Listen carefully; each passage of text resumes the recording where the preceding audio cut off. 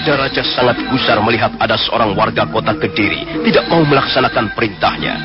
Dia malah mengkeret ketakutan ketika Pangeran Pati menyuruhnya memotong telinga orang yang sedang dihukum picis. Alasannya takut melihat darah. Dengan perang, Arda Raja lalu mencabut kerisnya. Dan selanjutnya terjadilah peristiwa pembunuhan singkat. Ujung keris Arda Raja segera menghunjam ke ulu hati orang yang dihukum picis.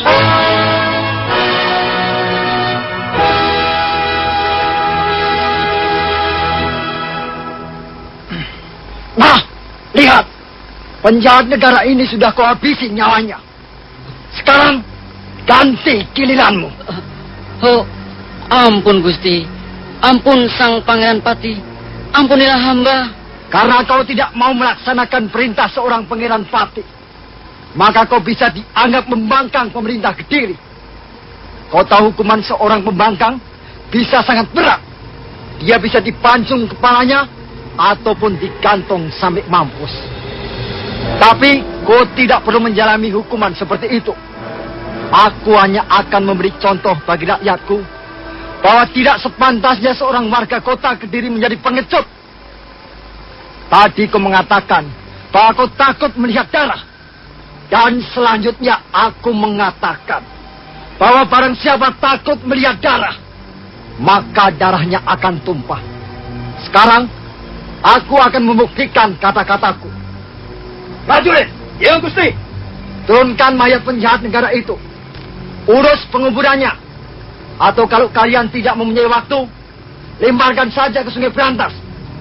Kemudian, tangkap orang ini dan ikat di tunggak kayu bekas penjahat itu. Baik, Gusti. Ampun Gusti. Ampun Gusti Arda Raja. Hamba tidak bersalah Gusti.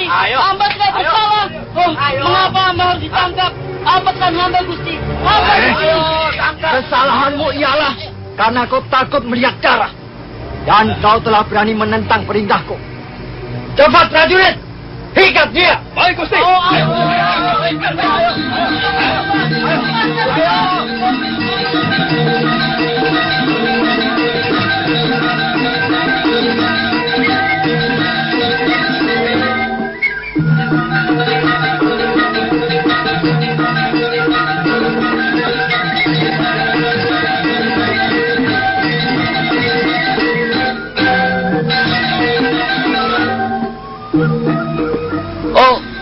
Gusti Arda Raja, mengapa hamba harus diperlakukan seperti ini, Gusti?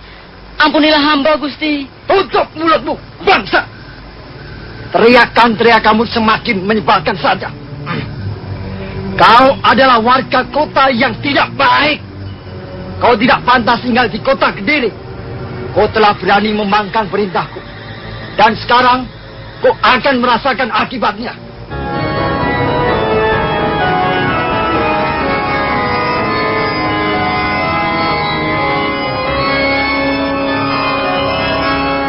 Pelan-pelan Arda Raja melangkah mendekati meja di dekat tonggak kayu.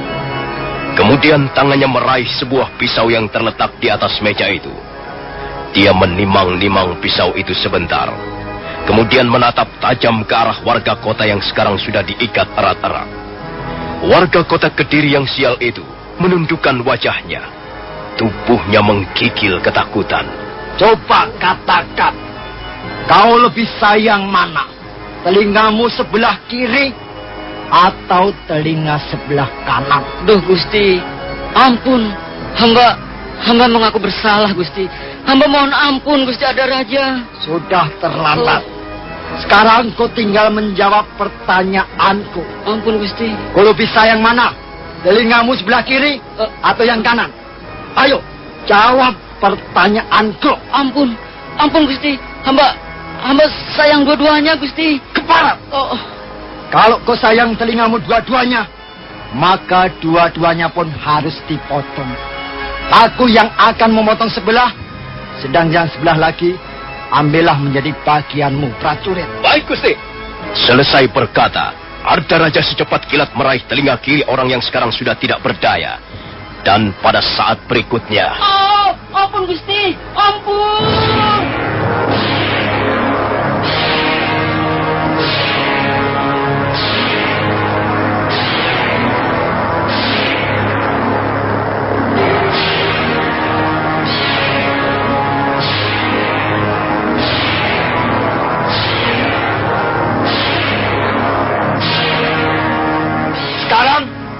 kamu, prajurit. Aduh, Gusti. Potong telinga orang ini yang sebelah lagi. Baik, Gusti. Ampun, Gusti.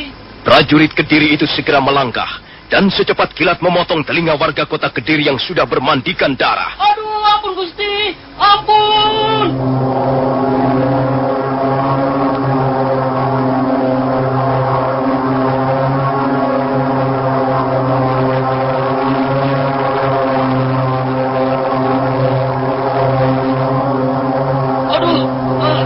Warga kota Kediri yang malang itu pun sekarang sudah tidak mempunyai daun telinga lagi. Dua-duanya sudah dipotong dan dicampakkan di atas tanah. Darahnya menyemprot dengan keras dari luka-luka, membasahi hampir seluruh tubuhnya. Sambil menyeka darah yang memercik di sebagian tangannya, Ardaraja berteriak lantang. Ah, prajurit! Sekarang, siramlah luka-luka orang itu dengan air garam. Dan kucurilah dengan air cuka. Baik, Gusti. Aduh, ampun, Gusti. Prajurit Kediri itu segera mengambil mangkuk yang berisi cairan air garam. Dan sebelah mangkuk lagi berisi cairan air cuka.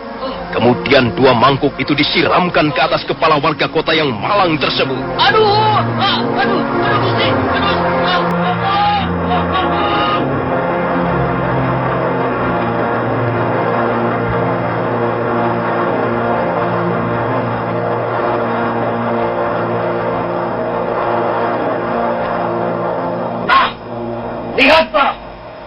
Lihatlah orang ini.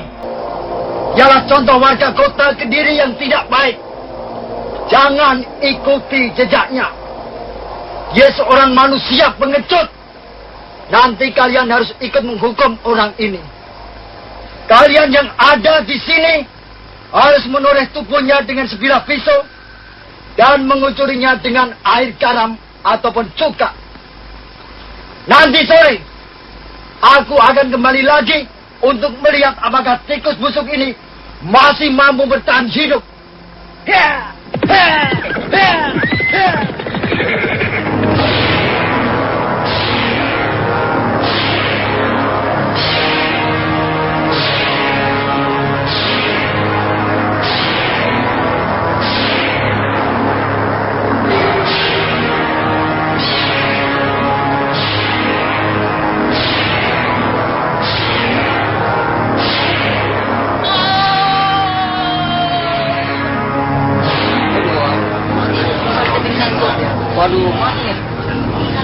Hei, kau! Mau kemana kau? Kau juga harus menoreh tubuh orang itu dengan pisau. Ayo, cepat lakukan. Dia pingsan, Tuan. Memang ada apa kalau dia pingsan? Hah? Ayo, cepat kerjakan perintahku. Kalau kau berani membangkang, kau akan bernasib serupa dengan orang itu. Tidak ada gunanya hamba melukainya dengan pisau, Tuan. Mengapa begitu? Hukuman picis ini harus berjalan terus hingga orang itu mampus. Tubuhnya harus disayat-sayat dengan pisau. Dan lukanya harus dikucuri dengan air garam dan cuka. Ayo, sudah kerjakan saja perintahku. Dia pingsan, Tuan. Dia tidak akan merasa sakit. Tidak ada gunanya hamba melukainya dengan pisau. Dia tidak akan merasa sakit, Tuan. Hamba kira hukuman picis ada juga peraturannya. Hukuman picis akan berakhir kalau si terhukum itu sudah meninggal. Dan hukuman picis harus dihentikan sejenak kalau si terhukum dalam keadaan tidak sadarkan diri. Omong kosong. Pokoknya kau harus mengerjakan perintahku. Kalau tidak, nasibmu akan kubuat serupa dengan orang itu. Oh, maaf Tuan prajurit. Hamba tidak bisa menghukum seorang yang sedang dalam keadaan pingsan. Kurang ajar! Prajurit Kediri itu segera bergerak dan kedua belah tangannya mencekal pundak Ranggalawe. Maksudnya dia akan mendorong Ranggalawe supaya terjengkang ke belakang. Tapi dia menjadi heran. Tubuh Ranggalawe sama sekali tidak bergerak. Bahkan prajurit Kediri itu menjadi gugup ketika Ranggalawe terus menatapnya dengan tajam.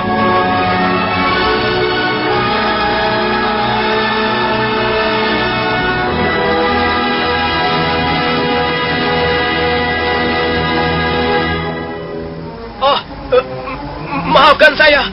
Saya telah berlaku kasar padamu. Tidak apa-apa, Tuan prajurit. Tuan prajurit sedang menjalankan tugas. Iya, kau benar. Memang tak ada gunanya menghukum orang yang sudah tidak sadarkan diri. Baiklah. Untuk sementara, orang ini bebas dari hukumannya. Biarkan dia siuman kembali. Setelah itu, kita lanjutkan lagi. Sekarang, ayo bubaran dulu. Ayo bubar. Jalan semuanya. Ayo.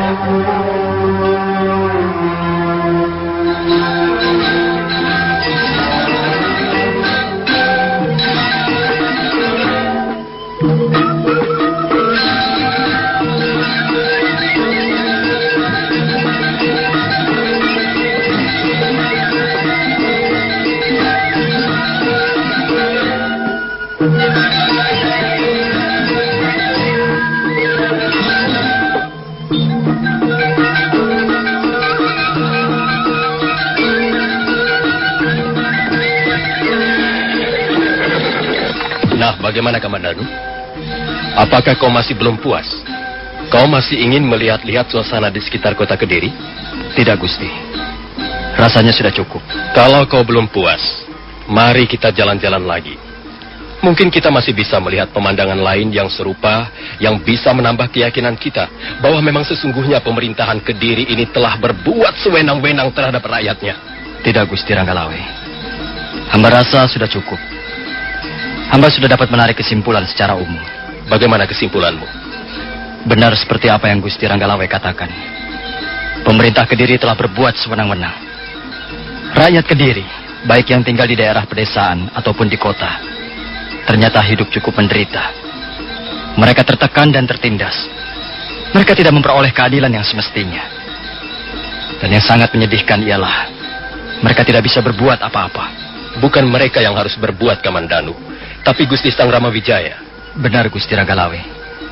Menurut pendapat hamba, kalau misalnya Gusti Sang Ramawijaya memberontak terhadap kekuasaan Sang Prabu Jayakatwang, beliau pasti akan mendapat dukungan dari rakyatnya. Memang, kita tinggal menunggu waktunya saja, Kamandanu.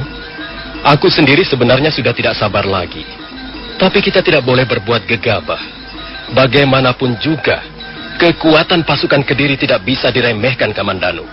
Mereka mempunyai bala tentara yang banyak jumlahnya. Nah, Kamandanu, kalau kau sudah merasa puas, marilah kita kembali ke Majapahit. Atau kau ingin jalan-jalan sebentar di kota Kediri ini? Tidak, Gusti. Lebih baik kita segera kembali ke Majapahit. Hamba merasa tidak betah lebih lama lagi di kota Kediri ini. Kota ini rasanya terlalu panas. Panas udaranya, panas juga orang-orangnya. Iya, baiklah. Baiklah, Kamandanu. Kalau begitu, ayo kita tinggalkan neraka ini.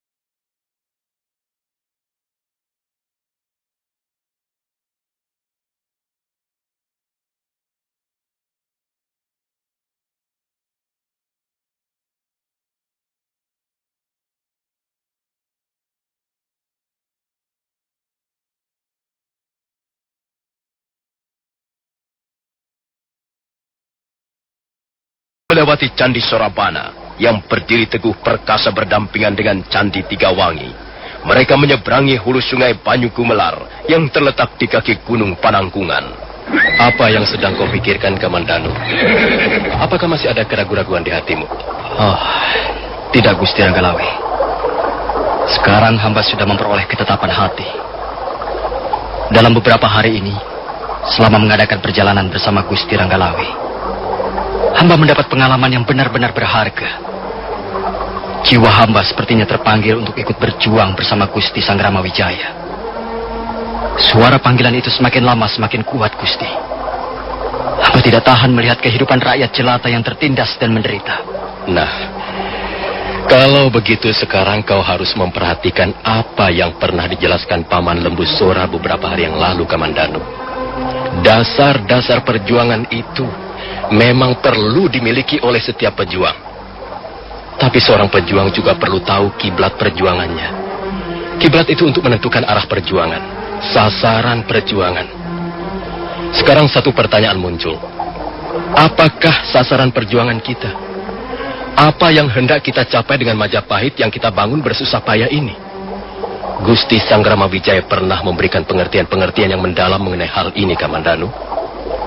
Apa yang kuinginkan ini sebenarnya bukanlah keinginanku sendiri, melainkan keinginan semua orang. Keinginan rakyat banyak. Kita semua ingin membentuk suatu tatanan masyarakat baru. Masyarakat yang memungkinkan semua orang hidup dengan tenang, damai, dan tercukupi kebutuhannya. Baik kebutuhan yang bersifat jasmania, maupun kebutuhan yang bersifat rohania.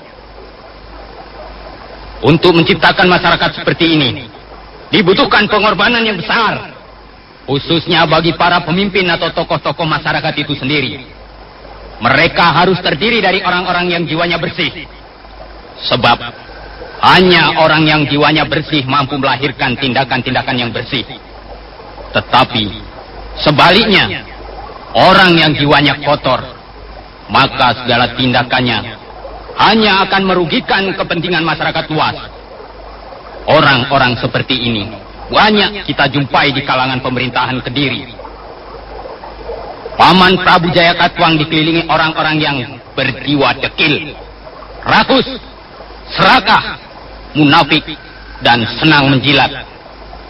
Karena itu, rakyatlah yang dirugikan.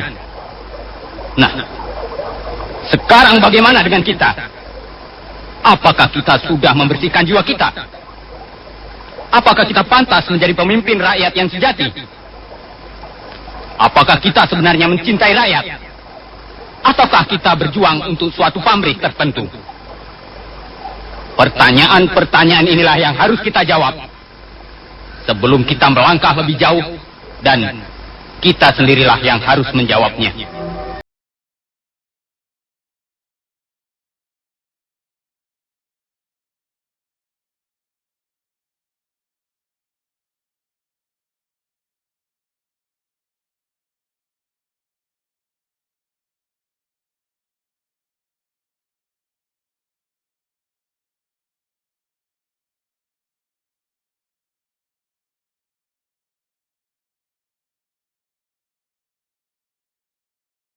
Dan sekarang tinggal kita sendiri bagaimana, Kamandanu? Gusti Sanggramawijaya tidak pernah memaksa orang. Bagaimana menurut pendapatmu, Kamandanu? Menurut pendapat hamba, Gusti Sanggramawijaya adalah seorang tokoh yang berjiwa besar. Hamba tidak ragu-ragu lagi untuk mengabdi pada beliau. Kalau begitu sekarang kau tidak mempunyai persoalan lagi, Kamandanu. Kau tinggal bekerja. Kita semua tinggal menjalankan perintah Gusti Sanggramawijaya. Dan kukira hari sudah semakin sore, Kamandanu. Bagaimana kalau kita lanjutkan perjalanan sekarang? Silakan Gusti. Kita sudah terlalu lama istirahat di sini. Marilah. Majapahit sudah tidak terlalu jauh lagi. Setelah menyeberangi bukit-bukit kecil di depan itu, kita akan segera tiba di sana. Ayo, Kamandanu.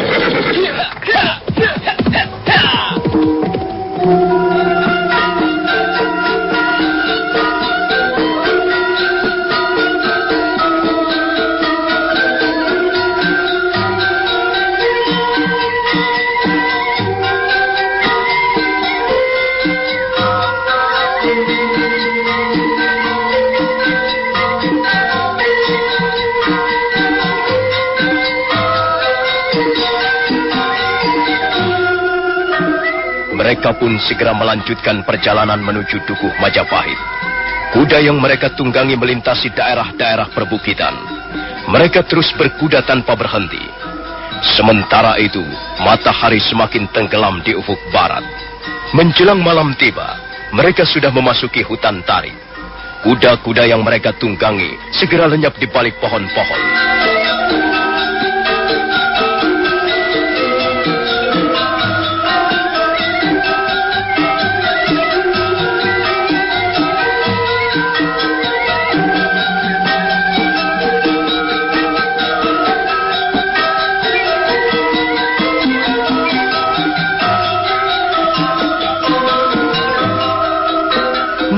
Saudara pendengar, bagaimanakah kisah selanjutnya? Silakan menunggu seri berikutnya. Sampai jumpa.